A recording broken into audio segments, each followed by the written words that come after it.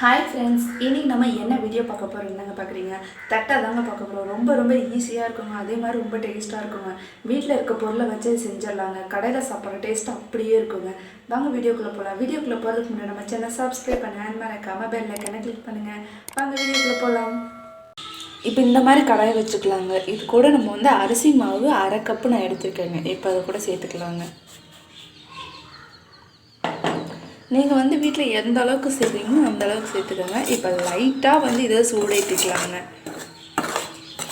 நம்ம வீட்டில் அரைச்ச அரிசியாக இருந்தால் நம்மளுக்கு நல்லா எப்படின்னு தெரியுங்க. இது கடையில் அரைச்சதுனால நம்ம கடையில் தானே இதை வாங்கியிருக்கோம், அதனால் லைட்டாக மட்டும் சூடேற்றிக்கோங்க. இப்போ இது நல்லா வறுபட்டுருச்சுங்க. இப்போ இதை வேறு பாத்திரத்தில் நம்ம மாற்றிக்கலாங்க. இந்த மாதிரி இப்போ ஒரு கடாய் ஒன்று வச்சுக்கலாங்க. 1/2 கப் அளவுக்கு உளுந்தம் பருப்பு சேர்த்து இதை லைட்டாக வறுத்து எடுத்துக்கலாங்க.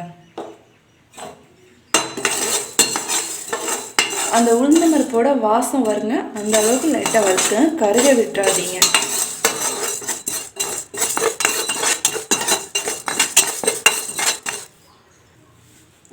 இப்போ பாருங்கள், இந்த அளவுக்கு நல்லா வறுத்து எடுத்துக்கோங்க. நல்லா அந்த உளுந்தம் பருப்போட வாசமாக இருக்குங்க. இந்த அளவுக்கு இருக்கிறப்ப நல்லா வறுத்து எடுத்துக்கோங்க. இப்போ நம்ம வறுத்து பொடியாக்கி இருந்த வறுத்து வச்சுருக்க உளுந்தை நம்ம அரைச்சி எடுத்துக்கலாங்க. இது கூட இப்போ நம்ம பொட்டுக்கடலை சேர்த்துக்கலாங்க. 1/2 கப் இது கூட பொட்டுக்கடலை சேர்த்துக்கலாங்க. இப்போ இதை நல்லா பவுடர் பண்ணி எடுத்துக்கலாங்க. இப்போ நம்ம அந்த பவுடர் பண்ணி எடுத்தாச்சுங்க. நல்லா இங்கே பாருங்கள், இந்த அளவுக்கு நல்லா பவுடர் பண்ணி எடுத்துருங்க. இப்போ நம்ம அந்த அரிசி மாவு கூட இதை சேர்த்துக்கலாங்க. இப்போ இந்த அரிசி மாவு கூட நம்ம அரைச்சி வச்சுருக்க அந்த பவுடர் சேர்த்துக்கலாங்க. 1 ஸ்பூன் மிளகாத்தூள் சேர்த்துக்கலாங்க. இது கூட கருவேப்பிலை நான் பொடியாக கட் பண்ணி வச்சுருக்கேங்க, அதை சேர்த்துக்கலாங்க. நான் பச்சை கடலைப்பருப்பு நல்லா 1 மணி நேரம் ஊற வச்சு எடுத்துருக்கேங்க. எனக்கு பச்சை கடலைப்பருப்பு கொஞ்சம் நிறையா இருந்தால் தாங்க பிடிக்கும், அதனால் ஒரு கப் சேர்த்துருக்கேங்க. பெருங்காயத்தூள் 1/2 ஸ்பூன் சேர்த்துக்கலாங்க. இப்போ நான் 1 ஸ்பூன் அளவுக்கு நெய் சேர்க்குறேங்க.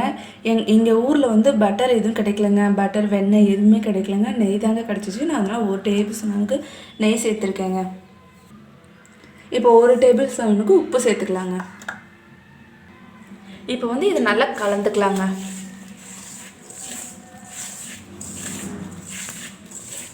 இப்போ கொஞ்சமாக தண்ணி சேர்த்து நம்ம சப்பாத்தி மாவு அளவுக்கு நல்லா பிணைஞ்சிக்கலாங்க.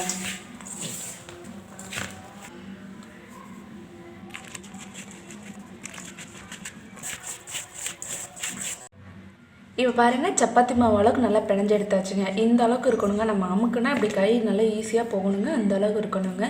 இப்போ சின்ன உருண்டை போட்டுக்கலாங்க. இப்போ நம்ம குட்டியாக பவுல் போட்டுக்கலாங்க.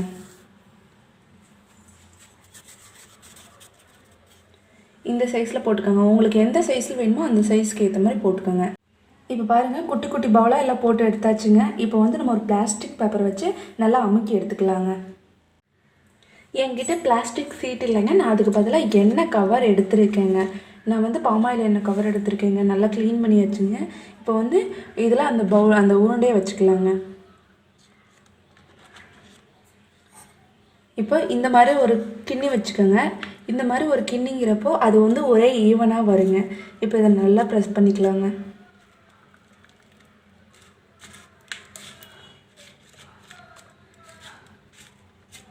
இப்போ பாருங்கள், நல்லா ப்ரெஸ் பண்ணியாச்சுங்க. இப்போ இதை எடுத்து பார்த்துடலாங்க எந்த அளவுக்கு வந்திருக்குன்ட்டு. பாருங்கள், கரெக்டாக வந்திருக்கு பாருங்கள். இப்போ இதை எடுத்துடலாங்க. இந்த அளவுக்கு இருக்கணுங்க. இந்த அளவுக்கு நம்மளுக்கு தடிமனாக இருந்தால் போதுங்க. இப்போ நம்ம இதை எடுத்துடலாங்க. இதே மாதிரி எல்லாமே நம்ம ப்ரெஸ் பண்ணி எடுத்துக்கலாங்க. இப்போ நம்ம இந்த மாதிரி ப்ரெஸ் பண்ண கூட எண்ணெயில் போட்டோம்னா பூரி மாதிரி வந்துடுங்க. நம்ம அதுக்காக இந்த மாதிரி ஒரு ஸ்பூன் இல்லை கத்தி இந்த மாதிரி ஏதாவது வச்சுருந்தீங்க அப்படின்னா சின்னதாக இந்த மாதிரி டாட்டாக வச்சு விட்ருங்க.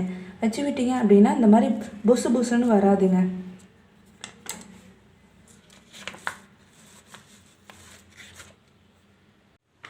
இப்போ இந்த மாதிரி ஒரு பவுலில் எண்ணெய் ஊற்றி வச்சுக்கோங்க. நான் ஆல்ரெடி எண்ணெய் ஊற்றி வச்சுட்டேங்க. நல்லா சூடாகிடுச்சுங்க.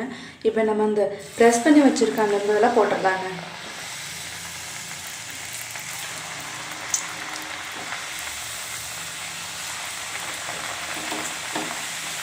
நீங்கள் புதுசாக செய்கிறீங்க அப்படின்னா 4, 3 அந்த மாதிரி சேர்த்துதாங்க.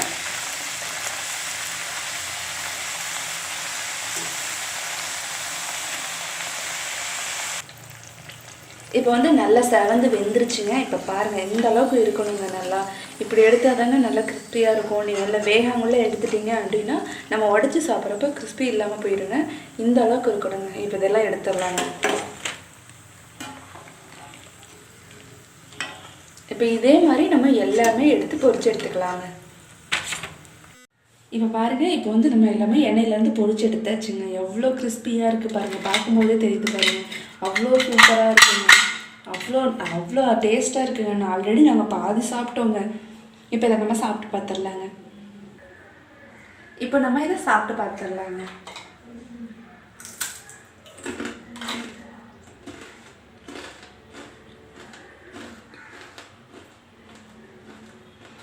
நல்லா மொறு மொறுன்னு இருக்குங்க. நான் சாப்பிட்ற அந்த சவுண்டே உங்களுக்கு நல்லா மொறு மொறுன்னு கேட்குங்க.